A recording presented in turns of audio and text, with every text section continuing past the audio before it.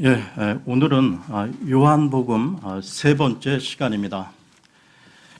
지난 시간에 말씀과 소리라는 제목으로 예수 그리스도와 침례 요한의 위치를 살펴보면서 또한 우리 신앙의 정체성에 대한 말씀을 나누었고요. 오늘은 위대한 만남이라는 제목으로 말씀을 나누겠습니다. 그러면 오늘 말씀과 관련해서 오늘의 본문을 보겠는데요. 요한복음 1장 35절에서 42절을 보겠습니다.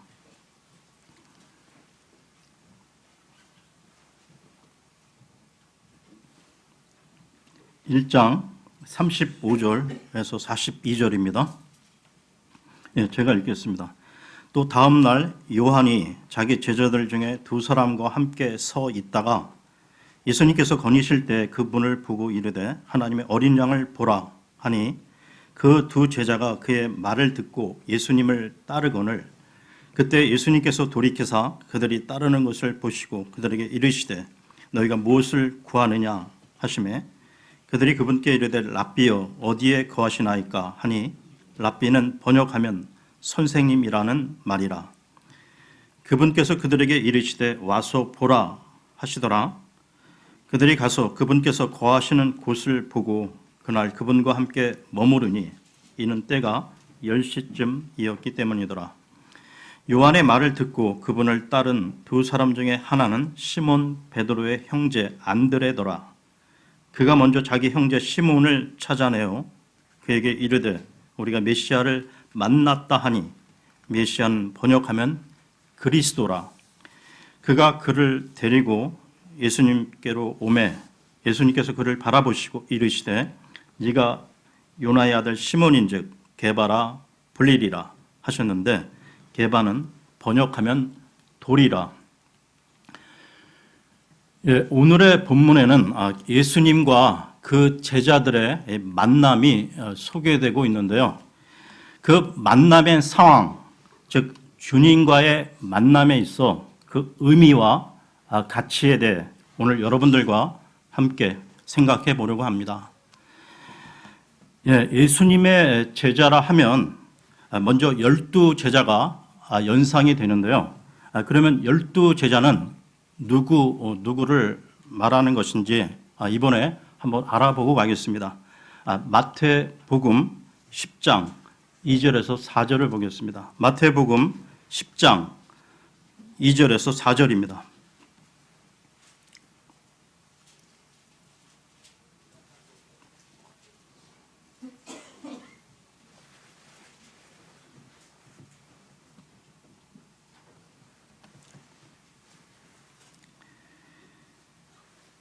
이제 그 12사도의 이름은 이러하니라.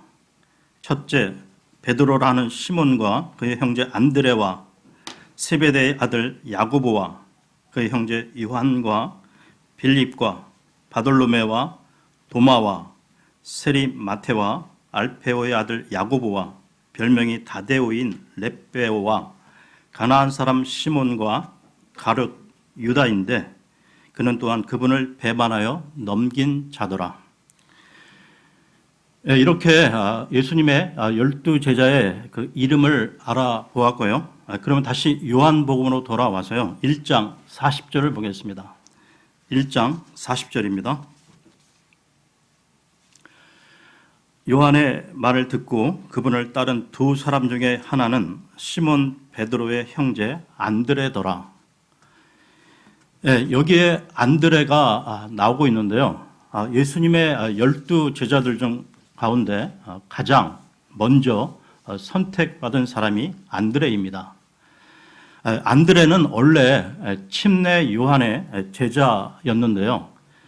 그의 스승인 침례 요한의 증거의 말을 듣고 예수님의 제자가 된 경우입니다.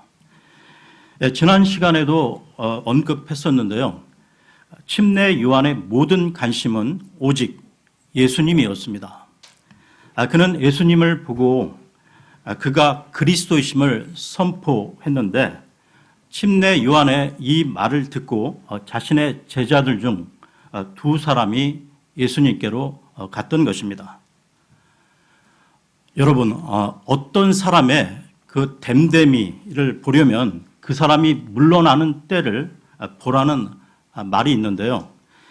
우리나라를 포함해 지나간 세계 역사를 보게 되면 영웅처럼 나타났다가 졸장부처럼 의미 없이 사라지는 자들을 종종 보게 됩니다.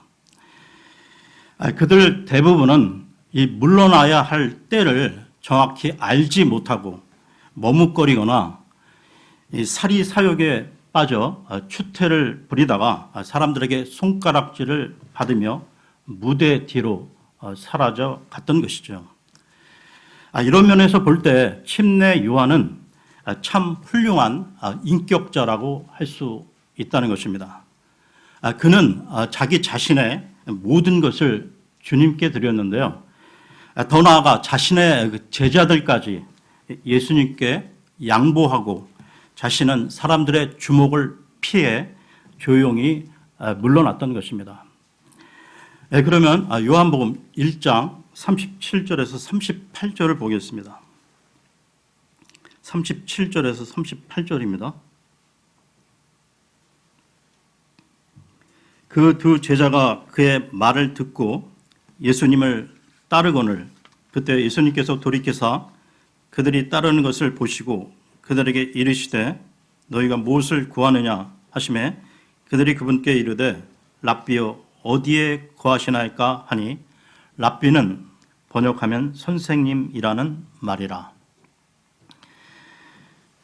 예수님께서 자신을 따라 나선 침례 요한의 두 제자들에게 너희가 무엇을 구하느냐라고 물으셨을 때 그들의 대답은 마치 그 동문 서답식으로 어디에 거하시나이까 였습니다. 그렇다면 왜 제자들은 이렇게 반문하고 있을까요? 이 질문은 이렇게 해석해 보아야 한다는 것입니다. 어디에 거하시나이까? 라는 제자들의 이 질문은 저희들은 지금 무엇을 찾고 있는 것이 아니고요. 누구를 찾고 있는 중입니다.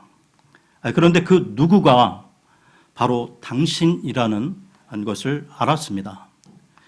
우리가 찾고 있던 그분을 찾았으니 이제 당신이 계신 곳으로 가고 싶습니다. 라고 말한 것으로 말입니다. 그들은 사실상 주님께서 어디에 살고 있는지가 궁금했던 것이 아니라 지금 그들은 예수 그리스도께 저희들을 데리고 가 주십시오라고 부탁드리고 있는 것이죠.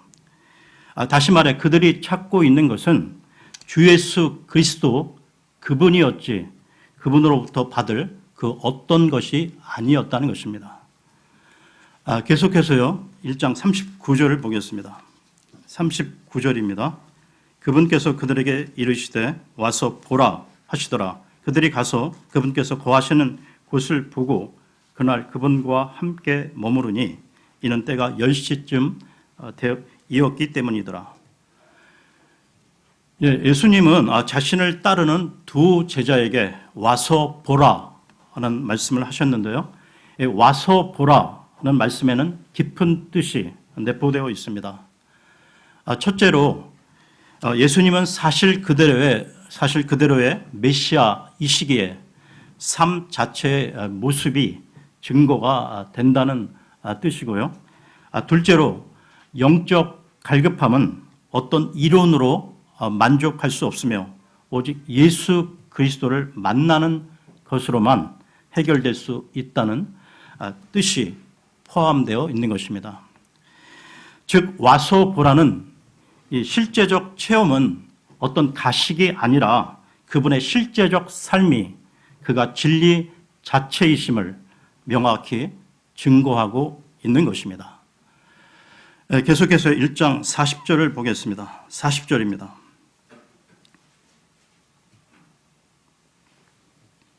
요한의 말을 듣고 그분을 따른 두 사람 중에 하나는 시몬 베드로의 형제 안드레더라. 지금 이 구절에서 두 사람 중 한 사람은 안드레라고 밝히고 있습니다. 그렇다면 그 이름이 밝혀져 있지 않은 나머지 한 사람은 누구일까요? 많은 그 신학자들은 나머지 한 사람이 요한복음을 기록한 사도 요한으로 보고 있습니다. 그러니까 원래 침례 요한의 제자였던 안드레와 요한이 자기 스승을 떠나 예수님을 따라갔던 것이죠. 그러나 침례 요한은 자신을 떠나간 두 제자를 탓하지 않았습니다.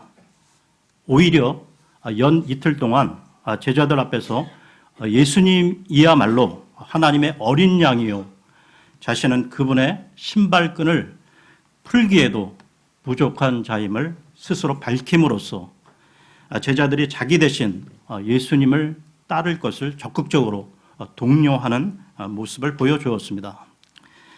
침례 요한의 이 같은 자세는 우리로 하여금 참된 주님의 교회, 참된 주님의 사람들은 자기 곁에 있는 사람들을 언제든 떠나 보낼 줄 아는 자들이 되어야 함을 일깨워주고 있는 것이죠.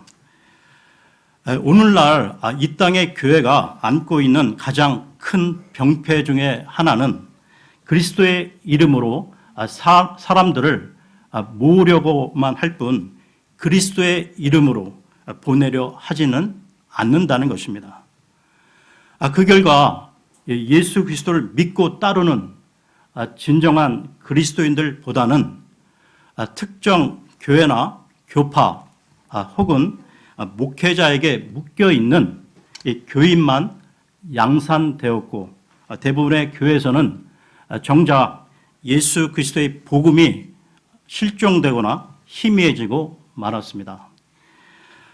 교회는 현실에 안주하려는 그 유혹에 빠져서는 안 되는데요. 스스로 종착역이 되려는 순간부터 그 교회는 고인물처럼 썩게 마련이기 때문입니다. 사람들을 주님께로 인도하는 교회, 사람들을 거듭나게 하는 교회, 그래서 주님께서 원하시는 곳으로 그들을 파송하는 선교적 사명을 감당하는 교회가 될 때 그 교회는 주님의 교회로서 언제나 청정한 생명력을 유지하게 되는 것이죠. 여러분, 그 이스라엘 지도를 한번 보시기 바랍니다. 그 두 개의 그 바다가 있음을 보게 되는데요. 하나는 갈릴리 바다요, 또 하나는 사해 바다인데요.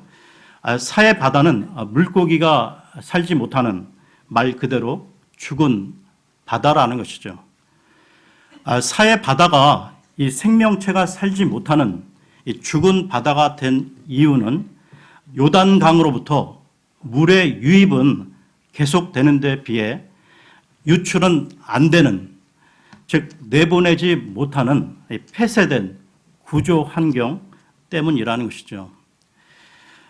또한 그 현대인들이 많이 걸리는 성인병의 주요 원인도 마찬가지로 많이 먹지만 그에 비해 운동이나 활동은 안 하거나 적게 하기 때문이라는 것입니다. 그러면 계속해서요, 1장 41절을 보겠습니다. 41절입니다.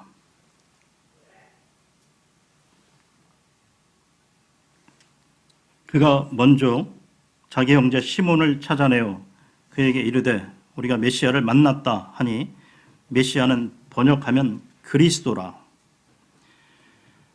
예수님을 만난 이 안드레는 예수님을 만난 소감을 고백했는데요. 여기서 우리가 주의 깊게 생각할 것은 그가 그냥 예수님을 만났다고 말하는 것이 아니라 메시아를 만났다고 고백하고 있습니다. 메시아는 본래 아람어로서 헬라어로는 그리스도인데요.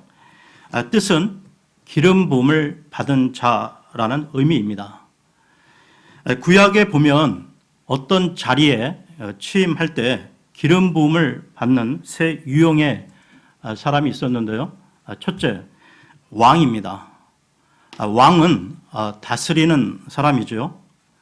그 이스라엘과 인류의 역사는 이 다스리는 지도자, 왕을 세웠지만 그것은 언제나 실망과 좌절의 역사였다는 것입니다.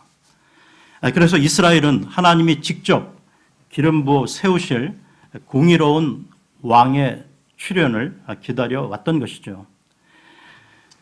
기름 부음을 받는 두 번째 유형은 대언자로서, 대언자는 하나님의 말씀을 가르치고 전달하는 자였습니다.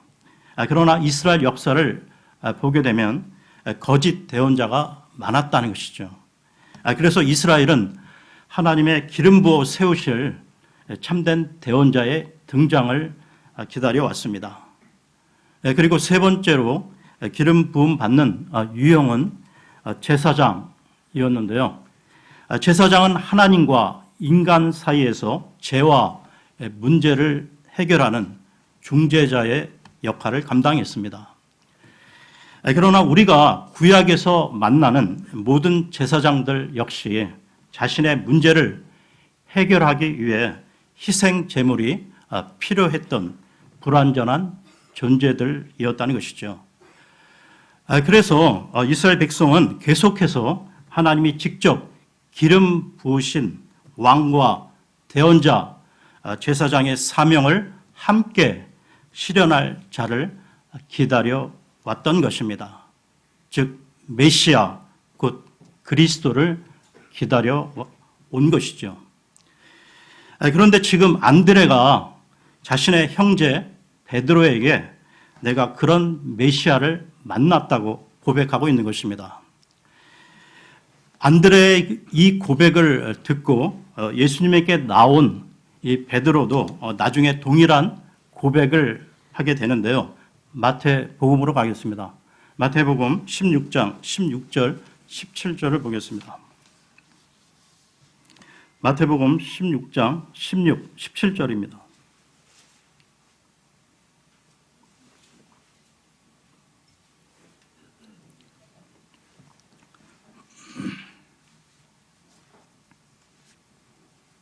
시몬 베드로가 대답하여 이르되 주는 그리스도시요 살아계신 하나님의 아들이시니이다 하매 예수님께서 그에게 응답하여 이르시되 바요나 시몬아 네가 복이 있도다. 그것을 네게 계시한 이는 살과 피가 아니요 하늘에 계신 내 아버지시니라. 베드로의 이 고백은 예수님이 진실로 나를 공의로 다스릴 왕이시며 또한 나를 진리로 인도할 대언자이시며 또한 나의 죄와 또한 내 모든 문제의 해결자인 대제사장이시라는 고백이었습니다. 한마디로 압축하면 그분은 나의 구원자라는 고백인데요. 예수님과의 만남은 바로 구원자와의 만남이었던 것입니다. 그러면 요한복음으로 돌아와서요. 1장 41절을 다시 보겠습니다. 1장 41절입니다. 요한복음 1장 41절입니다. 그가 먼저 자기 형제 시몬을 찾아내어 그에게 이르되 우리가 메시아를 만났다 하니 메시아는 번역하면 그리스도라. 여기서 그가 즉 주님을 만난 안드레가 가장 먼저 자기 형제 시몬 베드로를 찾아가는 모습을 보게 되는데요. 예수님을 진정한 구원자로 만난 그 사람들의 공통된 특성이 있습니다. 결코 가만히 있을 수 없다는 것이죠. 여러분 생각해 보십시오. 내 혼을 구원하시고 영원한 생명을 주신 예수님을 만났는데 어떻게 잠잠할 수 있겠습니까? 누가 그렇게 하라고 지시하지 않아도 그들은 만나는 사람들에게 안드레처럼 내가 메시아를 만났다고 말하기 시작한다는 것입니다. 이런 사례는 요한복음 4장 그 사마리아 수가성 여인의 그 우물가에서 예수님을 그 수가성 여인이 우물가에서 예수님을 구원자로 만났을 때 나온 반응에서도 똑같이 볼 수가 있는데요. 요한복음 4장 28절, 29절을 보겠습니다. 요한복음 4장 28, 29절입니다.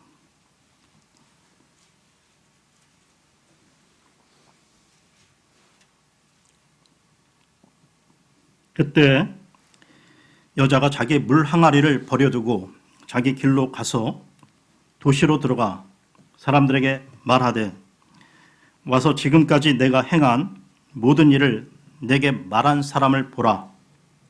이분은 그리스도가 아니냐 하니. 그러므로 예수님과의 만남이 가지는 또 하나의 중요한 의미는 전도의 삶을 시작한다는 것입니다.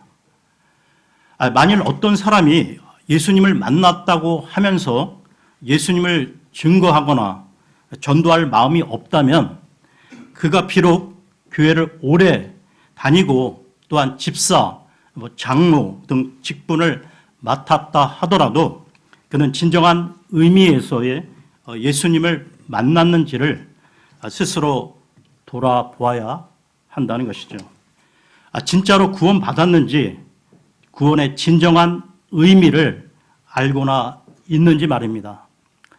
아니면 알고는 있지만 영적 무력감 속에 심각한 영적 병을 앓고 있는 나약한 상태일 수 있습니다.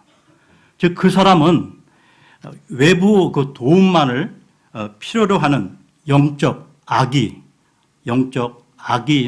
상태인 것이죠. 아무리 나이가 많고 세상 지위가 높다 하더라도 영적 악의가 어떻게 영적으로 남을 도울 수 있겠으며 마귀와의 그 치열한 영적 싸움을 수행할 수 있겠습니까?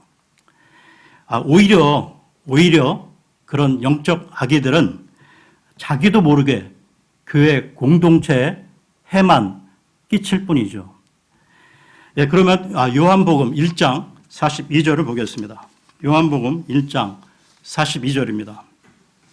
그가 그를 데리고 예수님께로 오매 예수님께서 그를 바라보시고 이르시되 네가 요나의 아들 시몬인즉 게바라 불리리라 하셨는데 게바는 번역하면 돌이라.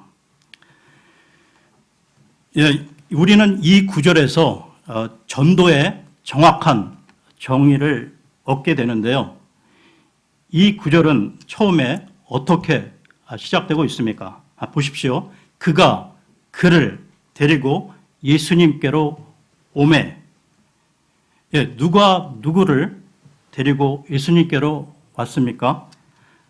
안드레가 베드로를 데리고 예수님에게로 왔습니다. 이것이 바로 전도인데요. 한 사람을 데리고 예수님께로 오는 것입니다. 여러분, 올바른 전도는 전도 대상자를 단순하게 자신이 출석하는 교회로 인도하는 것에 머무르면 안 되고요. 더 나아가 구원자 대신 예수님에게로 인도해야 하는 것입니다. 그 일을 인도자가 못한다면 다른 지체를 통해서라도 그 사람이 예수님을 영접하도록 해야 한다는 것이죠. 여러분들은 모두 예수님을 통해 구원 받으셨습니까? 그렇다면 우리에게는 이 불신자들을 만나 이 복음을 전하고 그들을 예수님에게로 인도할 사명이 주어져 있다는 것이죠. 다시 반복합니다. 그 누가 예수님을 만났다는 말은 그에게 이 전도의 삶이 미약하나마 시작되었음을 뜻한다는 것입니다. 오늘 본문에는 시몬 베드로가 나오고 있는데요. 사복음서와 이 사도행전을 보게 되면 베드로는 매우 독특한 인물로 나오고 있습니다. 그는 처음에 이 말과 행동에 있어 자충우돌하는 성향을 보여주었는데요. 그가 예수님을 만나고도 한동안 그런 삶을 살았다는 것입니다. 그런데 그가 예수님을 처음 만난 날 예수님은 그에게 놀라운 선언의 말씀을 하셨다는 것이죠. 1장 42절 하반절을 보겠습니다. 1장 42절 하반절입니다.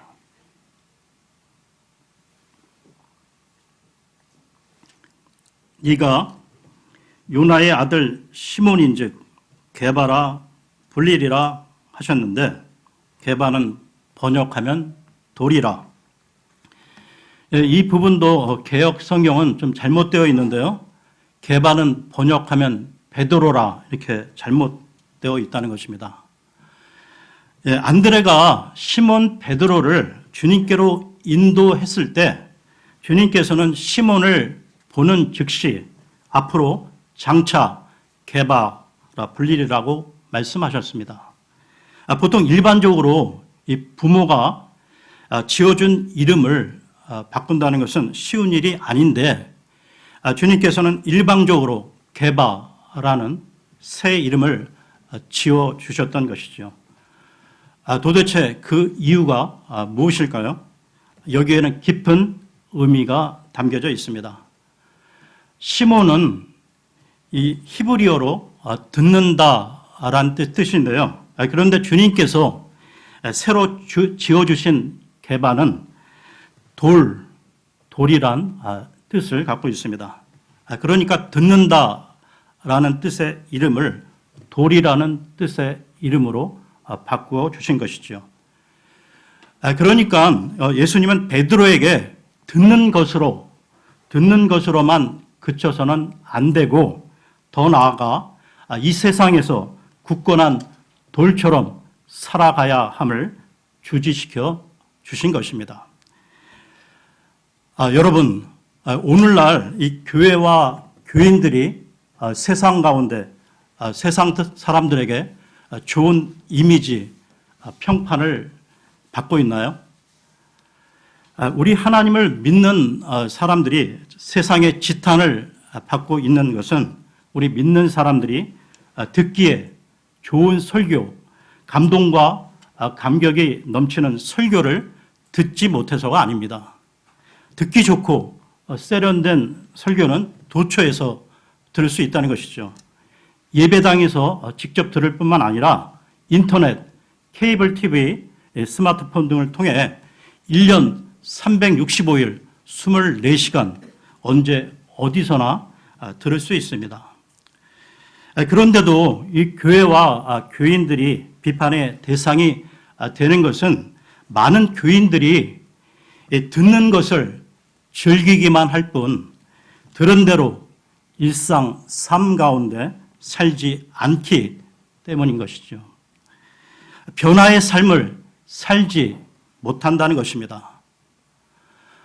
여러분, 예나 지금이나 왜 정치를 하는 사람들이 국민들에게 지탄을 받고 있습니까? 공약한 대로 실천하지 않았기 때문이죠. 그렇다면 여러분, 한때 사람들 앞에서 주님을 3번씩이나 부인하던 심약한 시몬 베드로는 언제 게바처럼 변화의 삶을 살 수가 있게 되었을까요? 시몬 베드로는 부활하신 주님을 새롭게 만나 회복함으로써 그리고 더 나아가 사도행전 1장과 2장에서 성령 충만의 능력을 덧입음으로써 진정한 게바로서 위대한 사도가 되었던 것입니다. 다시 말해 심약한 베드로는 죽음을 두려워하지 않고 하나님의 진리를 선포하는 담대한 믿음의 사람이 되었는데요. 주님께서 연약한 흙을 치해 단단한 돌로 만들어 주셨던 것입니다. 여러분, 이 베드로와 마찬가지로 지금 21세기를 살아가는 우리들도 단순히 예수 그리스도를 종교적 차원의 피상적 만남이 아닌 예수 그리스도를 진정으로 만남으로써 또한 지속적으로 이 성령 충만의 능력을 더 입을 때 이 게바처럼 새로운 변화, 위대한 삶을 살아낼 수가 있다는 것입니다. 네가 요나의 아들 시몬인즉 게바라 불리리라. 오늘은 여기까지 하겠습니다.